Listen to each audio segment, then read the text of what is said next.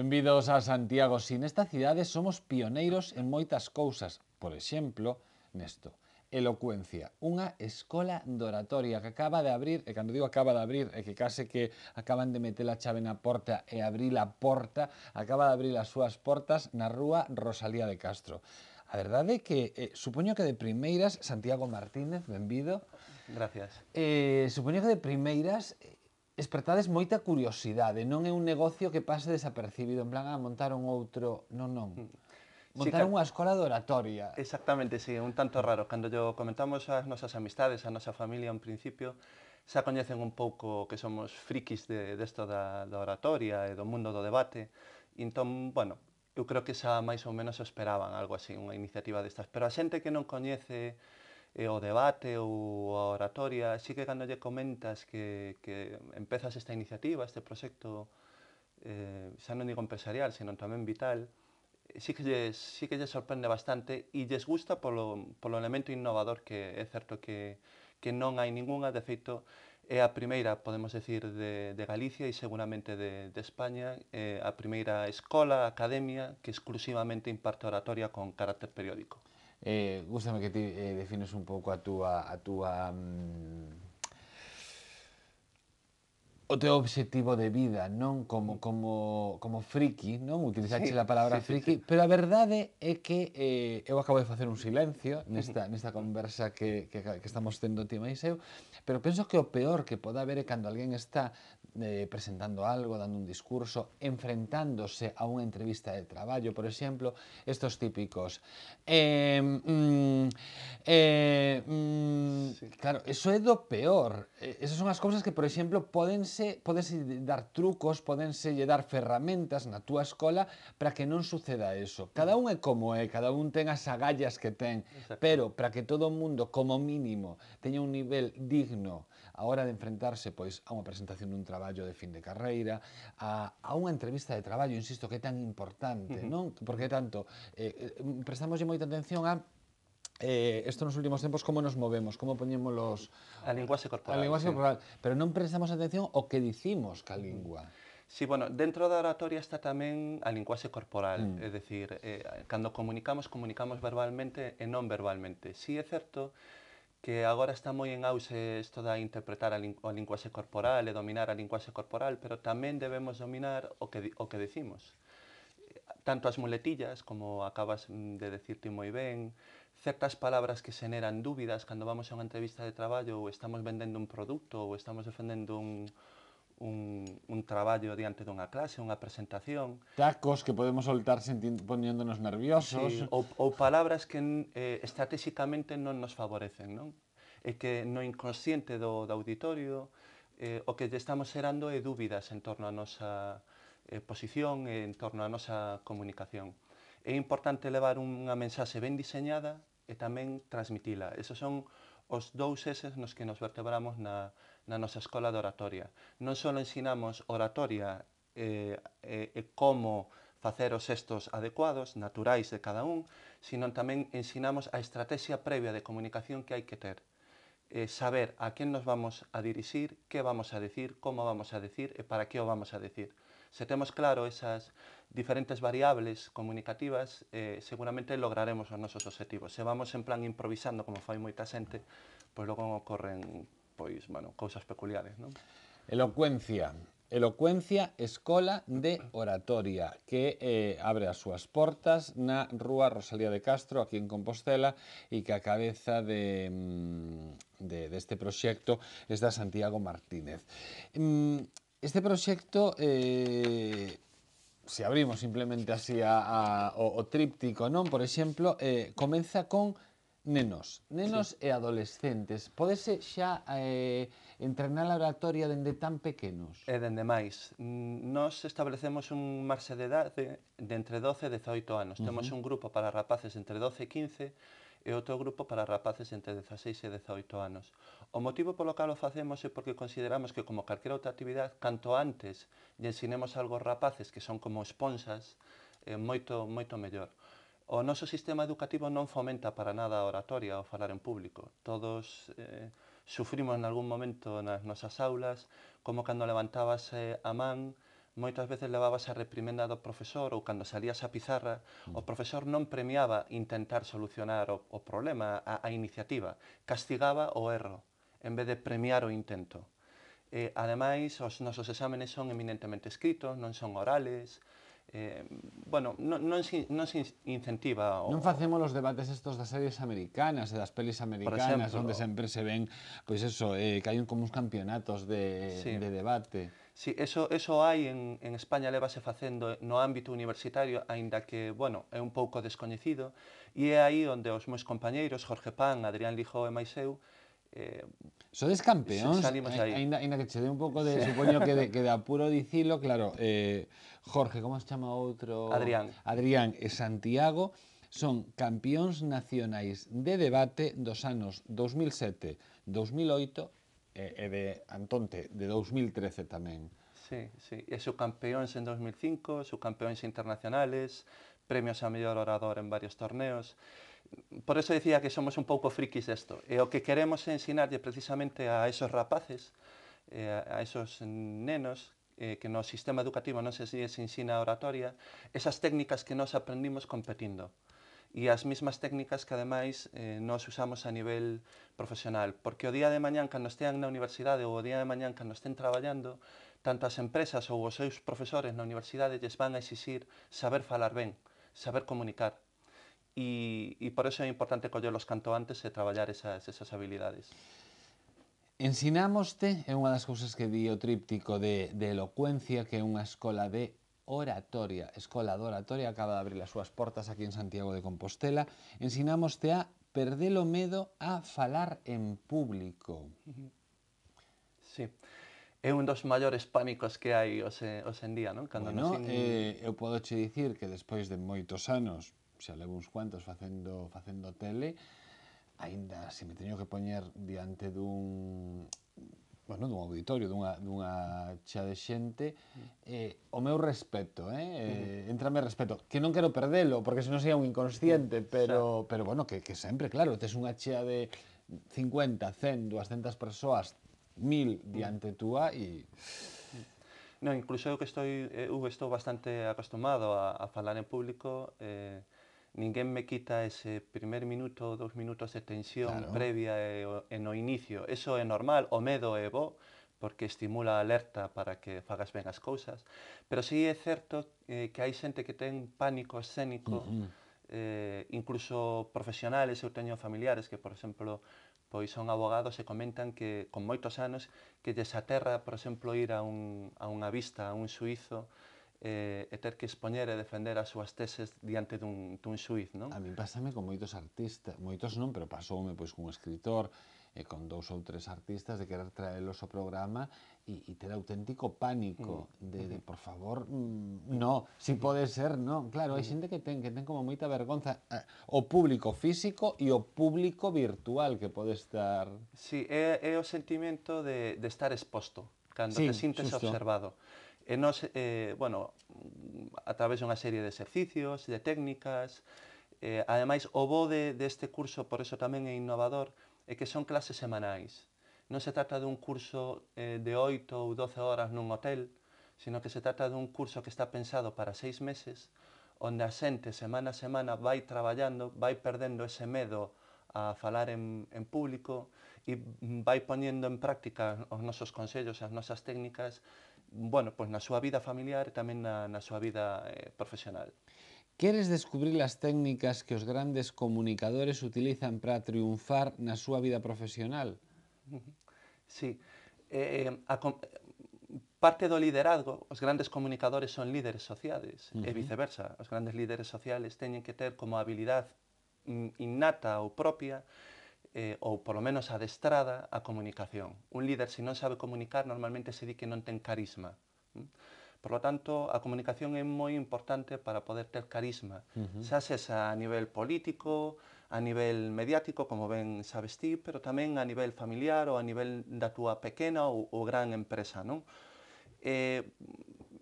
Por eso nós queremos ensinar tamén estas técnicas que nós usamos con candidatos presidenciales. Por exemplo, eu estive recientemente asesorando a un candidato presidencial en Centroamérica, agora estou asesorando a outro, recentemente tamén irei a outro país, traballo con diputados españois, parlamentarios europeos, onde poñemos en práctica estas técnicas profesionales.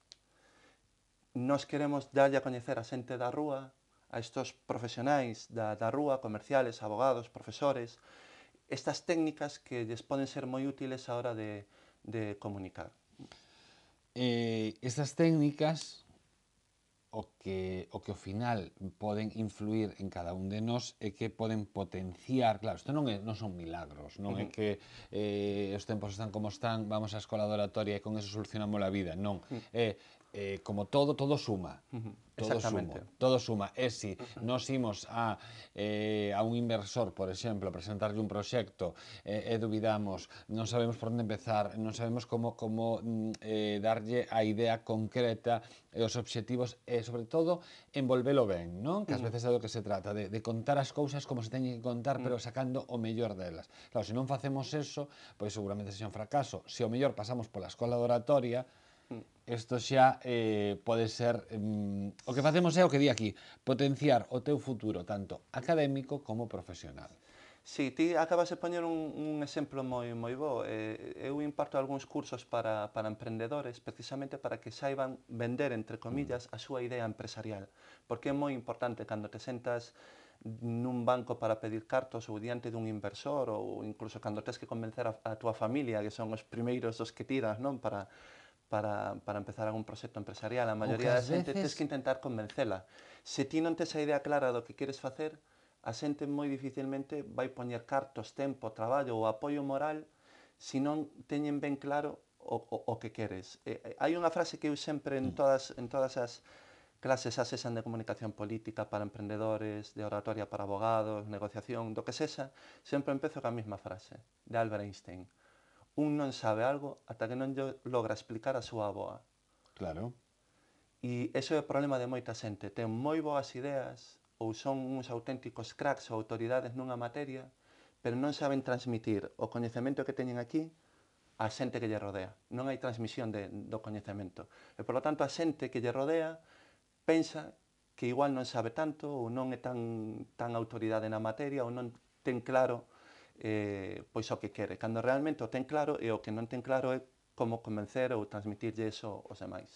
O que ás veces tamén ia che dicir, estou pensando en dous exemplos moi concretos, moitas veces nos festivais, nalgúns festivais de curtas ou de longas, ao final é como unha especie de mercado, non? Onde algúns dos que presentan teñen entrevistas con produtores, pero soen ser entrevistas moi curtas, de moi pouco tempo, mellor de 5, 10 ou 15 minutos. Ou a veces incluso menos. De feito, está moi en boga agora o que se chaman os elevator speech, que son as conversas de ascensor.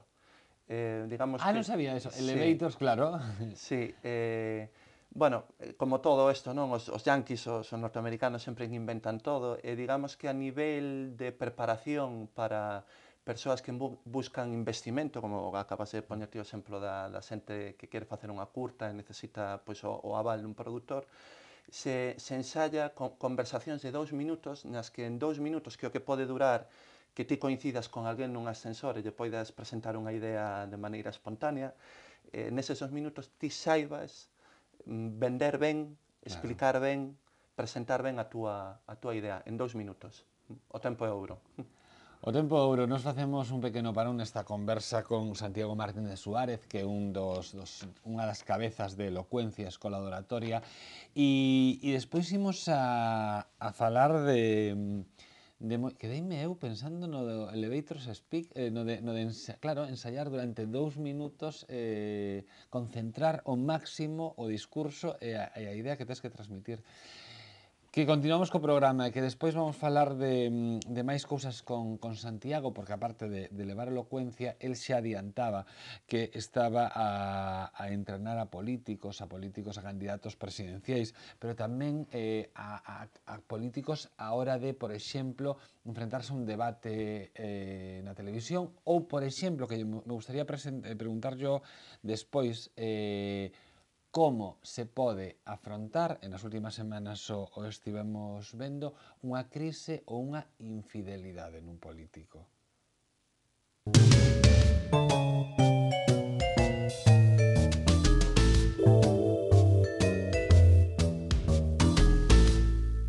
cuando una persona está interesada en realizar un tratamiento de ortodoncia, tiene que buscar un profesional que esté formado para ello. Generalmente suelen ser personas que han realizado un máster, generalmente son de dedicación exclusiva, de 3, 4 años, y por lo tanto hace falta tener unos conocimientos y sobre todo realizar tratamientos en pacientes que suelen ser bastante largos en el tiempo. Lo normal es que duren como mínimo 1 año y medio. Desgraciadamente, en este campo existe intrusismo y hay denuncias en los que, pues, por ejemplo, protésicos realizan tratamientos de este tipo. ¿Qué pasa? Son más baratos, pero a la larga siempre salen más caros, porque hay que tener muchísimo cuidado con los movimientos dentarios. El movimiento dentario se basa en reabsorciones y formación de hueso, y si tú fuerzas mucho un diente, puedes producir unos efectos nocivos para tus dientes y que van a durar a lo largo de toda tu vida.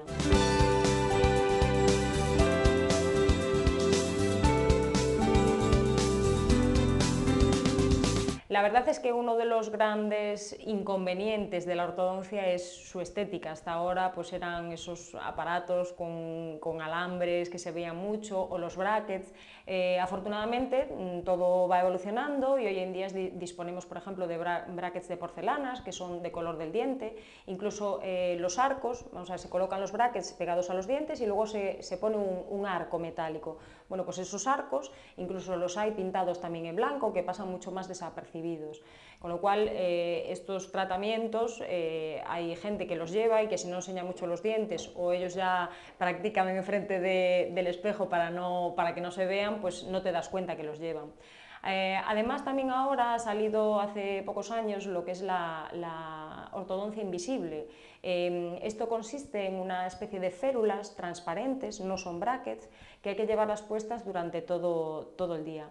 Estas férulas van moviendo los dientes, hay que cambiarlas aproximadamente cada 2 semanas, y se hace un estudio tridimensional del paciente. Entonces puedes ir viendo cómo, o sea, van planificando cómo se van a realizar los movimientos, y tú desde el primer día vas a ver cómo va a acabar tu cara con los dientes alineados.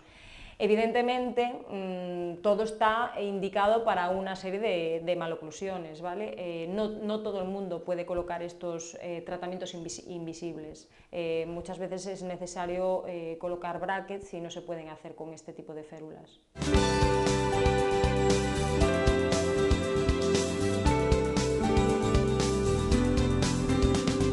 Hace unos años la ortodoncia parecía que estaba limitada solo a los niños. Sin embargo, pues hoy en día vemos a muchísimos adultos que la llevan.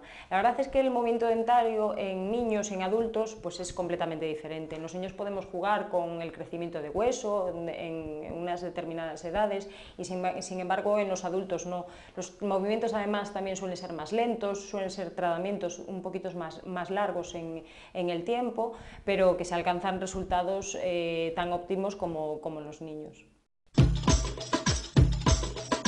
Hoxe en Santiago sí estamos a falar con Santiago Martínez Suárez, que é unha das cabezas de Elocuencia, unha escola de oratoria que acaba de abrir as súas portas en Santiago de Compostela, na rúa Rosalía de Castro, e que quere que todos nos saibamos expresarnos, enfrentarnos a diferentes situacións, como pode ser unha entrevista de traballo, a presentación dun proxecto, e que teñamos la oratoria e as palabras adecuadas para enfrentarnos a ese tipo de situacións. Eu preguntaba, deixaba no aire antes de continuar con outros contidos do programa, ti pois fuches entrenador de políticos para a realización de mítines, estrutura dun discurso, diseño da mensaxe, por exemplo, un debate televisado. Se o teu candidato ou segues a traballar con ese político unha vez que acadou o poder, o posto, non?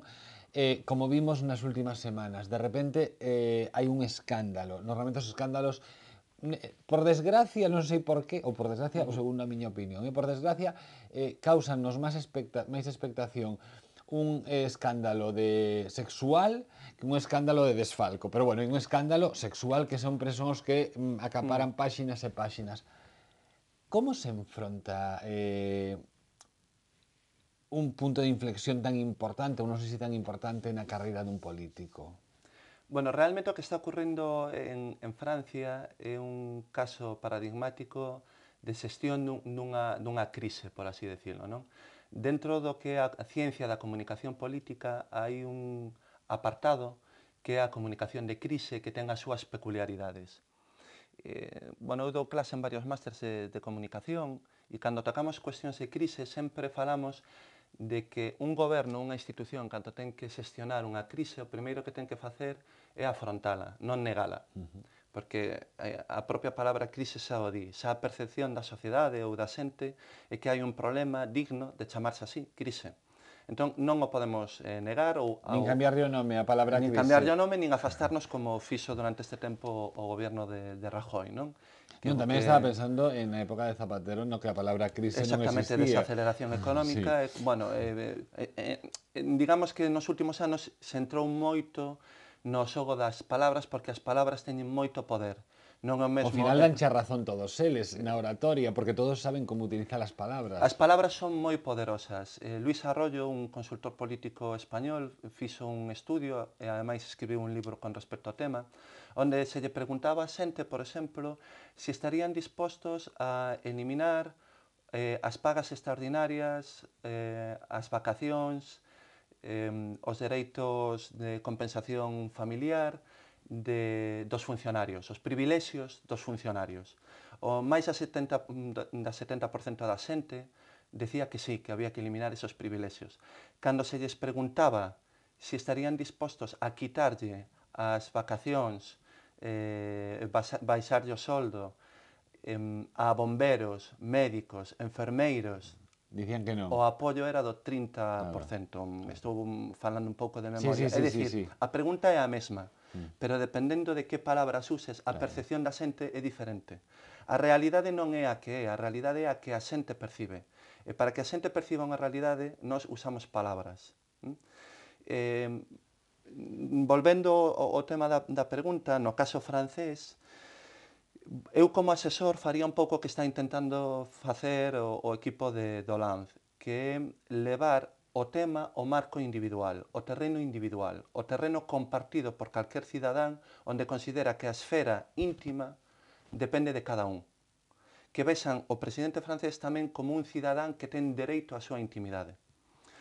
O que sí que se pode discutir son un pouco as formas. O que sí se lle pode achacar a Hollande é a imaxinería, a imaxe de ir en moto, oculto nun casco, quedando nun apartamento con amante, en plan como un adolescente, porque ao fin e ao cabo non deixa de ser o presidente dun goberno que se ten esa conducta un tanto adolescente pode generar sospeitas de cara a xente. Non é o que se espera dun presidente, non? Pero para eso hai xente como a ti, non? Asesores que saben ou intentamos, ou vamos. intentades xestionar crises desas características.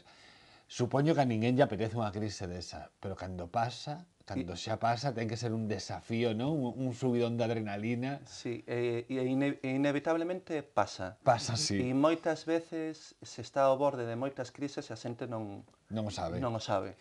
Pero sí que se pasan por elas. Santiago, moitas grazas por traer a Compostela, por traer a túa terra esta iniciativa pioneira, que, como dicíamos, é pioneira en Galicia. En España hai experiencias, pero experiencias máis individuais, en cursos, pero non un centro que se adique exclusivamente a impartir oratoria, elocuencia, escuela de oratoria.